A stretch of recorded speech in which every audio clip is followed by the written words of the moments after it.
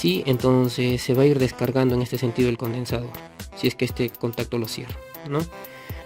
Entonces vamos a iniciar de esa manera, así como que si fuese que nuestro condensador está cargado, hacemos el contacto para habilitar la tierra y de esa manera descargar nuestro condensador. Entonces, si inicialmente tenemos el condensador cargado, tendríamos este circuito de aquí, ¿sí? Que es el que ya les había mostrado. Entonces tenemos que fijarnos en la corriente, ¿sí? La corriente ahora va a fluir en este sentido.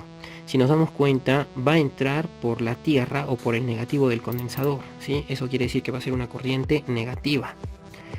Para un tiempo igual a 0, el voltaje en el condensador va a ser igual al voltaje de la fuente, que era el voltaje que teníamos aquí, porque estamos acordando de que inicialmente hemos cargado nuestro condensador, ¿sí? Lo estamos haciendo de esa manera pues porque hallar el voltaje de descarga y la corriente de descarga del condensador es más fácil que hallar el voltaje de carga y la corriente de carga del condensador, que luego vamos a ver cómo es que se halla, ¿sí?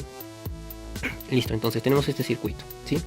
Inicialmente está cargado nuestro condensador, hemos cerrado el contacto y empieza a descargarse nuestro condensador, ¿sí? Con este sentido de flujo para nuestra corriente. Entonces, aplicamos las leyes de Kirchhoff a este circuito, ¿sí? Por leyes de Kirchhoff sabemos de que la caída de tensión en la resistencia más la caída de tensión en el condensador tiene que ser igual a 0. ¿Por qué igual a 0? Porque no tenemos una fuente de alimentación aquí. Listo. Entonces, según la ley de Ohm, el voltaje es igual a la intensidad por la resistencia. La intensidad en el condensador es la misma que la intensidad en la resistencia. ¿Por qué? Porque los dos están en serie, ¿sí? Multiplicamos por la resistencia más el voltaje en el condensador, que es el mismo, y eso va a ser igual a 0. Pero yo puedo reemplazar el valor de la corriente en el condensador, ya que esto es igual a la resistencia, que es esta aquí, de aquí, por la capacitancia de la derivada del voltaje en el condensador con respecto del tiempo, más el voltaje en el condensador, o el voltaje de la fuente, que vendría a ser lo mismo en este caso, igual a 0, ¿sí? Volvemos a obtener otra ecuación diferencial. Listo. Entonces, ¿cómo se resuelven ecuaciones diferenciales? Bueno, sencillo, ¿no? Entonces, vamos a hacerlo de la manera en que para un lado de los miembros de la ecuación diferencial vamos a obtener las mismas unidades. Y para el otro lo mismo, ¿sí? En ese caso vamos a enviar a la izquierda lo que son los voltajes o tensiones y hacia la derecha los tiempos.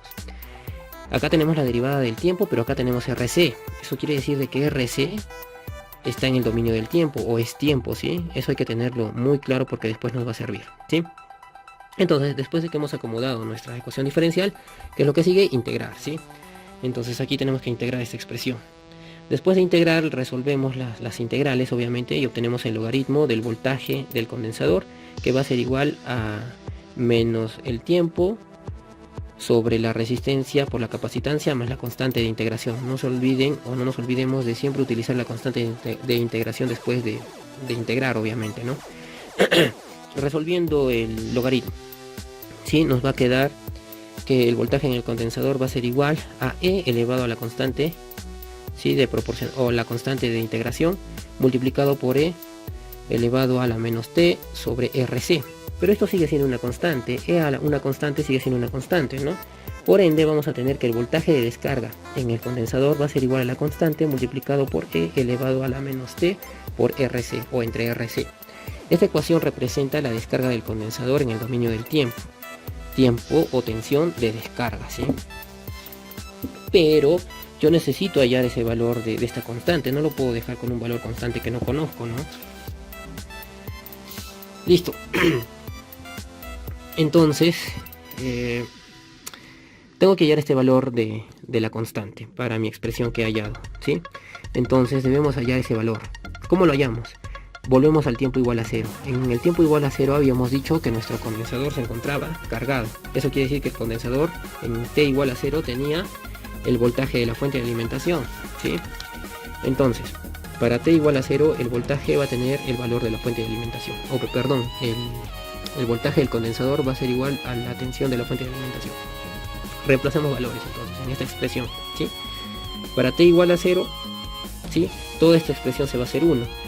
El voltaje del condensador va a ser igual a K. Eso quiere decir que K es nuestro valor de tensión inicial, que habíamos dicho que era el voltaje de alimentación, ¿sí? Entonces, de aquí decimos de que K va a ser igual al voltaje de alimentación de la fuente. ¿sí? Volvemos a reemplazar en nuestra expresión anterior.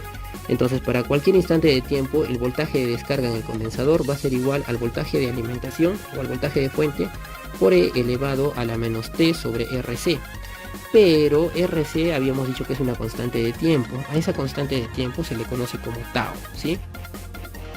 Que es muy importante, ahora vamos a ver por qué. Entonces, hemos obtenido esta fórmula. Esta formulita es la que nos va a servir para interpretar lo que es la descarga del condensador en términos de voltaje, ¿sí? Entonces, es una exponencial natural. Esta muestra cómo varía la tensión en el condensador cuando éste se descarga en el tiempo. Y la gráfica sería así, ¿no? Nosotros vamos a partir entonces del voltaje de la fuente, que es el voltaje máximo, porque está cargado nuestro condensador. Y paulatinamente se va a ir descargando, ¿sí? Nuestro condensador siguiendo esta función, que es una exponencial, ¿sí? Decreciente. Se va a descargar en un tiempo. Ese tiempo es 5 veces tau. ¿Y tau quién era? Tau es la constante de tiempo, lo que habíamos dicho que era RC. Eso quiere decir que cualquier condensador se va a descargar totalmente en 5 veces tau o en 5 veces RC. El condensador se descarga en un tiempo de 5 veces la resistencia por la capacitancia, ¿sí? A eso se le llama tiempo transitorio, RC. Ese tiempo transitorio es bien molestoso cuando vemos la parte de control, ¿sí? Pero eso ya lo vemos en un próximo video. Listo, entonces ya hemos hallado o hemos visto cómo es que se descarga nuestro condensador, cómo es la gráfica de descarga y hemos entendido de dónde viene, ¿sí? La ecuación diferencial que teníamos. No estoy enfocando bien, en fin, no sé por qué no está enfocando la cámara, pero era la ecuación diferencial que teníamos aquí, ¿sí? Ahí es cuando